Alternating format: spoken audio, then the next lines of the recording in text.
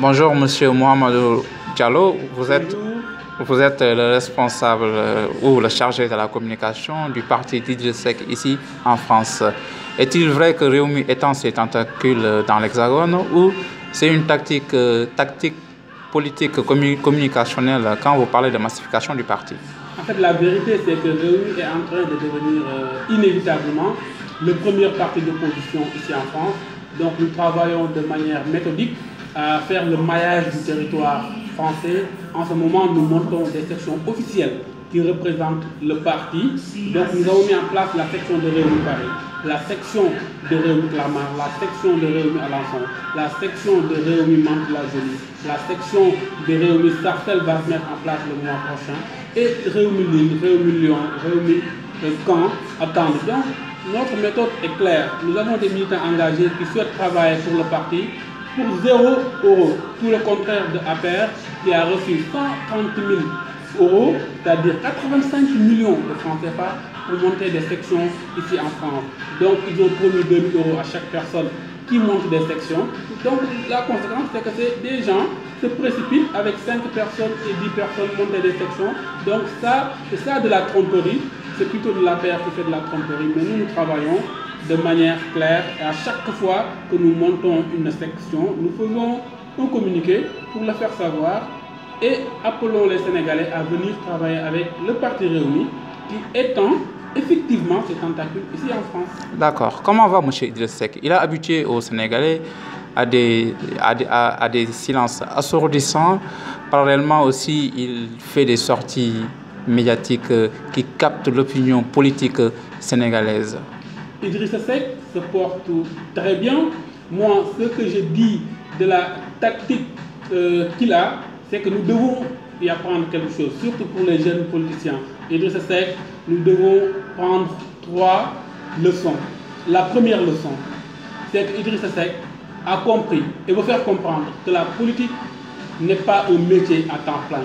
Idriss Seck a son métier, c'est un consultant de classe internationale.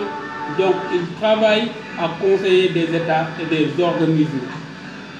Il vient faire de la politique un temps pour servir la nation. Après, il va gagner sa vie honnêtement pour faire vivre sa famille. Et c'est ça qu'il faut retenir. La deuxième leçon qu'il faut retenir, c'est que Idriss Seck a dit qu'il ne va pas mettre le pays en campagne de façon permanente. Vous savez qu'à chaque fois que Idriss se lève, le palais est en panique. Et au lieu de travailler, ils sont derrière Idriss à critiquer ou bien à les cadres de l'APR. C'est l'occasion pour eux de se faire voir et d'avoir une promotion.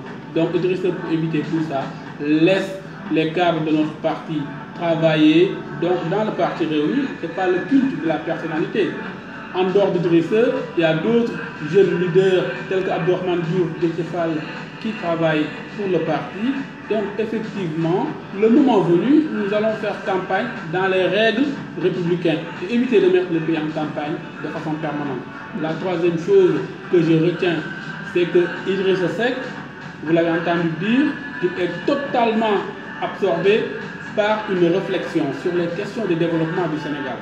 Voilà ce que doit faire un leader, réfléchir en avant sur les questions de développement, savoir exactement où on veut mener le pays, le préparer et travailler dans les dossiers techniques de façon détaillée. D'accord. Donc une fois qu'on est arrivé au pouvoir, nous allons pouvoir dérouler facilement.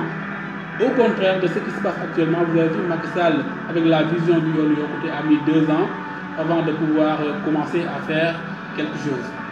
D'accord. Est-il inspiré Idriss Seck par Macky Sall?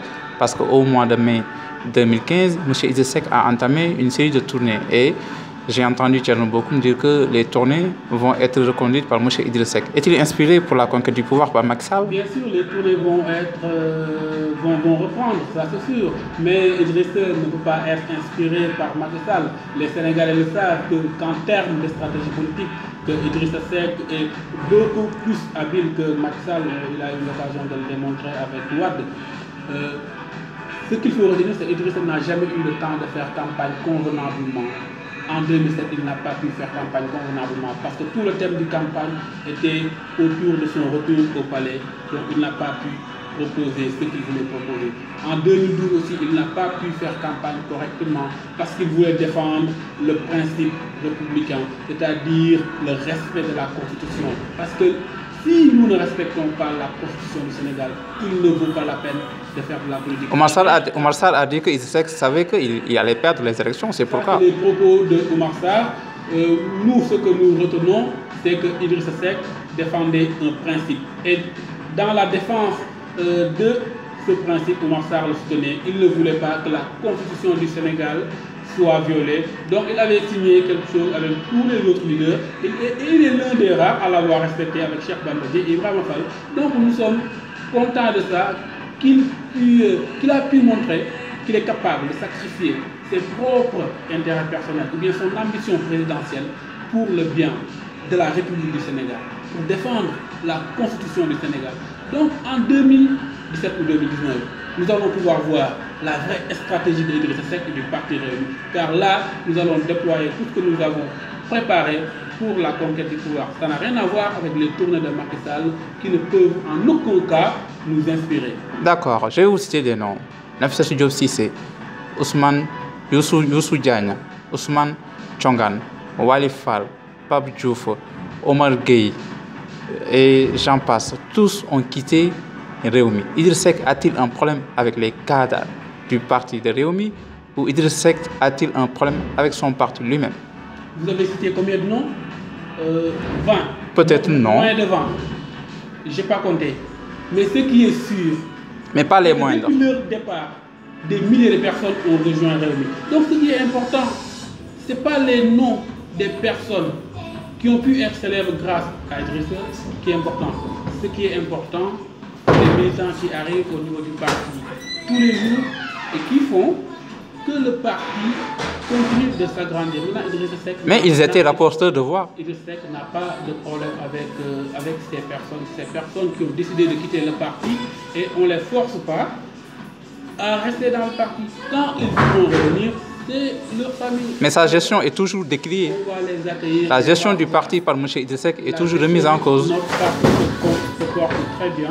C'est les gens qui sont sortis qui le disent. Mais nous qui sommes au niveau du parti, nous savons que la démocratie interne est une réalité au niveau de Rewmi. Et ce qu'il faut retenir, c'est qu'Idrissa Seck fait la promotion de la méritocratie. Il met en place, il met au niveau de la direction du parti des jeunes compétents et qui travaillent pour le parti. Maintenant, ça, peut-être, n'a pas plu à certaines personnes qui ont décidé de quitter le parti. D'accord. D'accord. Revenons au cas de Bara Ndiaye, un des leurs, le représentant des étudiants de Rewmi à l'UCAD. Il a été arrêté, il attend son jugement. Quelle analyse faites-vous de cette situation? Est-ce qu'il n'est pas temps d'instaurer au sein des partis politiques une charte citoyenne et civique pour former vos militants, surtout les jeunes? C'est sûr, il faut le faire parce qu'il faut une certaine discipline dans les partis politiques. Mais moi, ce que je retiens, c'est que Bara Ndiaye est une victime. C'est que Bara Ndiaye n'a rien à voir avec tout ça. Des étudiants ont décidé de jeter des pierres au président de la République. Donc le président de la République n'a pas à venir accuser des partis politiques. Les étudiants de leur propre chef d'œuvre ont décidé de faire ceci. Et moi, je dis que heureusement que les étudiants ont fait ça. Donc vous cautionnez les jets de pierre? Je le cautionne parce que, imaginez, bien que la forme est discutable, mais imaginez si les étudiants n'avaient pas fait ça. Mais il y a d'autres moyens, de revendiquer. Imaginez si les étudiants n'avaient pas fait. Parce que la volonté du président de la République, c'est clair, c'est de mettre en mal les étudiants contre le peuple sénégalais. Donc ce qu'a fait Macky Sall, c'est de la politique politicienne que ses conseils lui ont demandé. Donc il a pris l'argent du contribuable, a payé, comme à son habitude, des militants de la paix qui sont venus à l'université, ils n'avaient rien à faire là-bas, pour montrer au monde que le président Macky Sall a résolu les problèmes de l'université. Donc si les étudiants avaient laissé faire ça, Macky Sall va pouvoir maintenant ignorer complètement, comme il le fait depuis le début de son mandat, les revendications des étudiants et dérouler le programme que les Nations Unies et la Banque mondiale lui ont dicté, c'est-à-dire d'augmenter encore les instructions qui sont déjà passées de 5 000 à 50 000 francs pour certains, d'éliminer ou de diminuer le maximum de boursiers. Mais aux yeux des Sénégalais, au moment où des étudiants dorment dans les couloirs. Mais aux yeux des Sénégalais, rien ne peut justifier les jets de pierre Au moment où contre l'institution. Au moment où les étudiants dorment dans les couloirs, au moment où la mort de Bassirou Faye n'est pas encore élucidée.